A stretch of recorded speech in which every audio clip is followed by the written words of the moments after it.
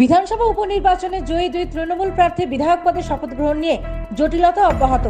বিষয়টি নিয়ে রাজ্যপালের বিরুদ্ধে উষ্মা প্রকাশ করলেন মুখ্যমন্ত্রী মমতা বন্দ্যোপাধ্যায়। জনগণের ভোটে জয়ী দুজন বিধায়কের শপথ এভাবে আটকে রাখা কেন হবে প্রশ্ন তুললেন তিনি। সায়ন্তিকা বন্দ্যোপাধ্যায়, রাত হোসেন সরকারদের শপথ গ্রহণ আটকে রয়েছে। বুধবারের পর বৃহস্পতিবারও আম্বেদকরের মূর্তির নিচে ধর্নায় বসেছেন দুজনেই। রাজ্যপালের বিধানসভায় আসার দাবি জানাচ্ছেন তারা। অন্যদিকে রাজ্যপাল বর্তমানে দিল্লি সফরে গিয়েছেন। নবনির্বাচিত দুই বিধায়কের শপথ দিয়ে জটিলতা রয়ে গিয়েছে। বিষয়টি নিয়ে মুখ্যমন্ত্রী বললেন, রাজ্যপাল কেন ওদের শপথ নিতে দিচ্ছেন না, কেন ওদের রাজভবনে যেতে হবে, কেন বিধানসভায় শপথ নিতে পারবেন না। রাজ্যপাল দরকার হলে বিধানসভায় আসুক। উল্লেখ্য, শপথের বিষয়টি বিধানসভা স্পিকার বিমান বন্দ্যোপাধ্যায় দ্বারস্থ হয়েছিলেন নতুন বিধায়করা, কিন্তু এখনো পর্যন্ত কোনো সমাধান সূত্র বের হয়নি।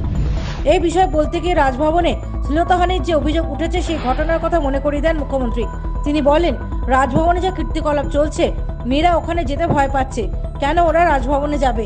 নবনির্বাচিত বিধায়করা রাজভবনে গিয়ে শপথ নেবেন কেন, সেই প্রশ্ন তোলেন তিনি।